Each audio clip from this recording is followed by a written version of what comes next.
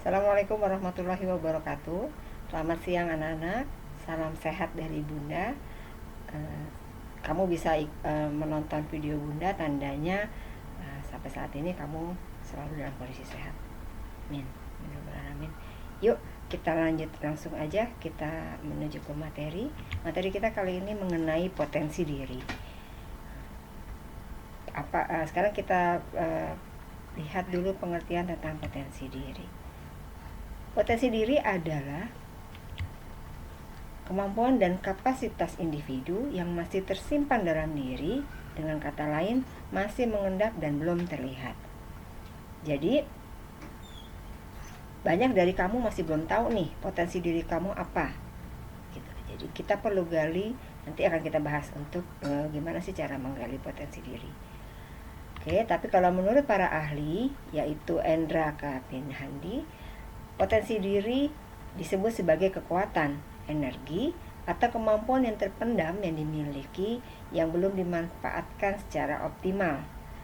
Potensi diri yang dimaksud yaitu suatu kekuatan yang masih terpendam. Kekuatan apa nih maksudnya? Ya, kekuatan fisik, kekuatan karakter, minat, bakat, kecerdasan, dan nilai-nilai yang lain. Sebenarnya pengertiannya hampir sama. Oke, kita lanjut mengenai apa aja langkah-langkah yang perlu kita ketahui untuk menggali potensi diri. Ada 2 langkah. Yang pertama adalah mengetahui konsep diri. Yang kedua, mengetahui kecerdasan diri. Apa sih caranya kita mengetahui konsep diri? Yang dimaksud dengan mengetahui konsep diri artinya adalah memahami dan mengenal diri kita sendiri. Apa aja yang perlu kita kenal? Yaitu kita harus tahu siapakah saya. Yang kedua, apa kelebihan saya? Yang ketiga, apa kekurangan saya? Yang keempat, apa bakat serta minat saya? Dan yang terakhir adalah hal-hal yang lain berhubungan dengan diri.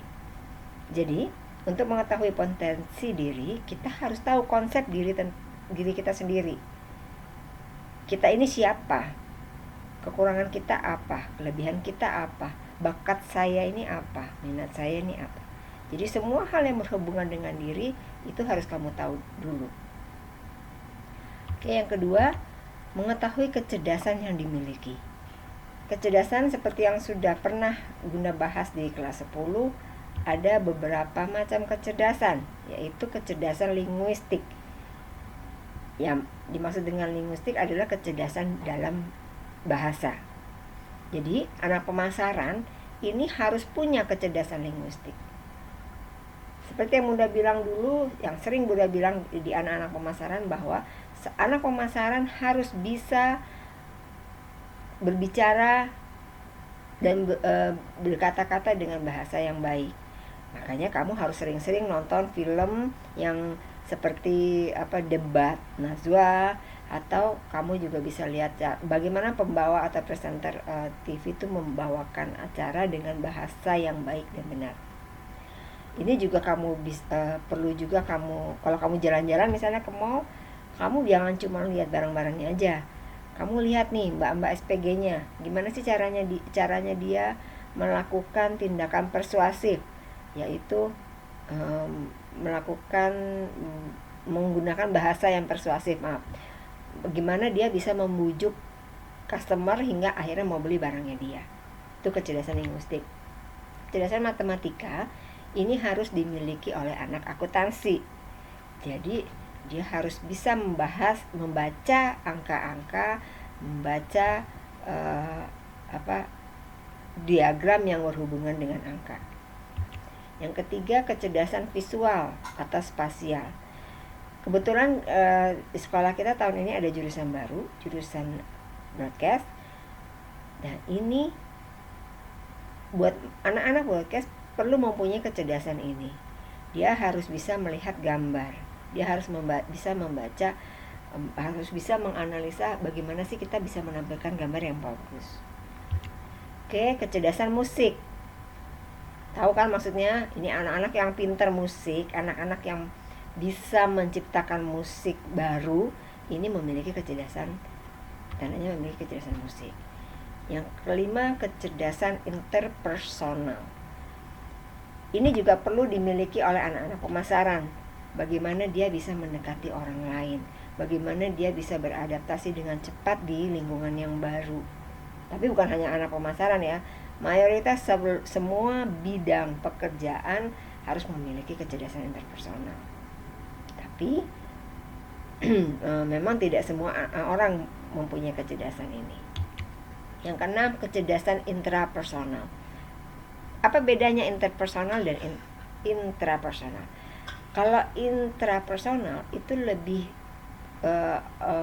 maksudnya bagaimana orang bisa membawa dirinya dengan baik sesuai dengan etika yang berlaku. Bagaimana dia bisa menempatkan dirinya dengan baik sesuai dengan kondisi lingkungannya. Oke. Ketujuh, kecerdasan kinestetik. Ini adalah kecerdasan yang berhubungan dengan fisik. Contohnya gini, orang-orang yang senang menciptakan hasil karya itu biasanya memiliki kecerdasan ini. Jadi dia pintar menciptakan sesuatu dengan tangannya. Itu maksudnya. Yang ke-8, kecerdasan naturalis. Yang dimaksud dengan kecerdasan ini adalah kemampuan seseorang untuk mencintai alam, mencintai hewan dan tumbuhan. Jadi orang yang minatnya dengan alam, dengan hewan, dengan tumbuhan biasanya memiliki kecerdasan ini. Nah, dari 8 macam kecerdasan ini, kamu bisa menggolongkan diri kamu yang mana nih? Kamu yang menonjol di diri kamu memiliki kecerdasan apa nih? Kalau kamu senang ngobrol, kamu senang bergaul, senang apa, mungkin kamu memiliki kecerdasan linguistik. Tapi semua ini bisa kamu olah, bisa kamu tingkatkan. Jadi kalau orang misalnya anak pemasaran yang tadinya nggak bisa ngomong, banyak pendiam, sebaiknya kalau kamu menyadari diri kamu bahwa harusnya saya lebih aktif dalam berbicara, itu bisa kamu latih, sering-sering dilatih. Nanti otomatis kecerdasan linguistik kamu akan menonjol atau meningkat. Ya, jadi dari 2 hal ini, yang pertama adalah konsep diri, langkah-langkahnya untuk menggali potensi diri adalah, pertama kamu harus tahu konsep diri kamu. Kamu ini seperti apa? Kamu ini bagaimana? Yang kedua, kamu harus tahu kamu ini memiliki kecerdasan apa. Oke, itu langkah-langkahnya. Selanjutnya kita bahas mengenai ciri-ciri orang yang memiliki potensi. Bisa gak sih Bun, orang yang tidak mempunyai potensi jadi berpotensi? Bisa banget. Karena orang berpotensi itu bisa dikembangkan, bisa dilatih. Jadi kalau yang orang yang tadinya ya, seperti yang Bunda bilang tadi mengenai kecerdasan linguistik, ciri-cirinya apa aja orang yang memiliki potensi? Pertama, gemar belajar. Dia sadar akan kekurangan dirinya dan dia mau memperbaiki, mau mencari tahu bagaimana merubah supaya menjadi lebih baik. Itu pertama.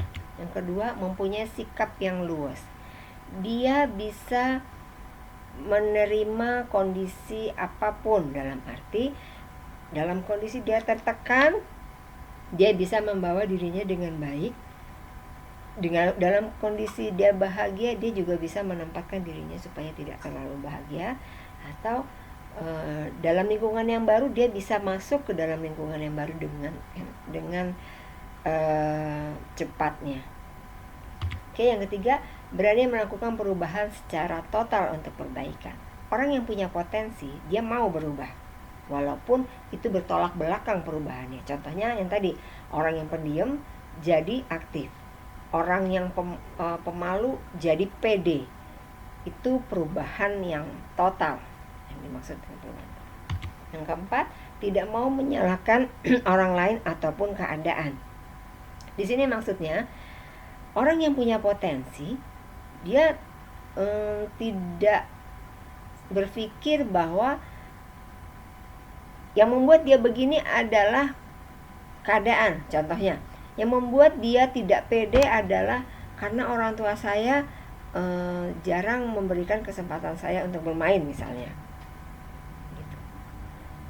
Saya nggak bisa belajar karena orang tua saya tidak memberikan uang lebih untuk beli buku misalnya. Kalau orang yang punya potensi, dia tidak berpikir ke situ. Kalau dia nggak bisa belajar, dia akan cari cara gimana caranya supaya dia bisa belajar. Apakah itu dia pinjam bukunya, atau dia fotokopi, atau apapun caranya. Itu orang yang memiliki potensi. Yang kelima, mempunyai sikap yang tulus, bukan licik. Jadi intinya adalah orang yang potensi itu orang yang baik, berada di jalurnya. Yang keenam, mempunyai rasa tanggung jawab. Ini bisa kita latih, hal sepele aja. Sekarang ini kamu belajar dari rumah. Kamu tidak selalu ditanya sama guru kamu udah mengerjakan tugas atau belum. Tapi kalau orang yang bertanggung jawab, walaupun tidak ditanya sama gurunya atau orang tuanya, dia tetap akan berusaha maksimal mengerjakan tugasnya sebagai bentuk rasa tanggung jawabnya. Tuh. Ketujuh, menerima kritik saran dari luar dirinya. Dia ini tidak takut dikritik. Dia ini menerima kritik dengan lapang dada. Jadi kalau dia dikritik, dia bukan terus jadi marah sama yang mengkritik. Enggak, dia akan berusaha untuk seperti yang pertama, belajar memperbaiki kekurangan dirinya. Yang ke-8, memiliki jiwa optimis dan tidak mudah putus asa. Selalu maju terus, pantang mundur apapun halangan yang ada di depan mata. Oke? Itu adalah ciri-ciri yang harus dimiliki oleh orang yang mempunyai potensi. Sebenarnya konsep ini kita udah pelajari waktu kita kelas 10. Kecerdasan itu juga sudah kita pelajari. Ini semua saling berhubungan. Dari semua keterangan yang Buddha berikan, tugas kalian adalah kamu menentukan apa potensi diri kamu. Kamu bisa buka lagi tuh buku-buku kelas 10. Bunda bilang bahwa buku kelas 10 nyambung ke kelas 11, ke kelas 12. Jangan dipisah, jangan dibuang, karena itu saling berkaitan. Jadi kamu bisa lagi buka buku lagi, kamu kelas 10, kamu lihat kamu ini potensinya, kekurangan kamu apa, kelemahan kamu apa, yang menurut teman kamu sifat jelek kamu apa, sifat buruk apa, sifat baik kamu apa. Itu bisa menjadi acuan atau arahan untuk menentukan sebenarnya kamu potensinya di mana. Oke, begitu aja dari Bunda. Terima kasih sudah memperhatikan. Salam sehat dari Bunda. Semangat terus, jangan lelah, jangan putus asa. Ingat, apa yang ada di kepala itu yang akan dilakukan oleh badan kamu. Maksudnya, kalau otak kamu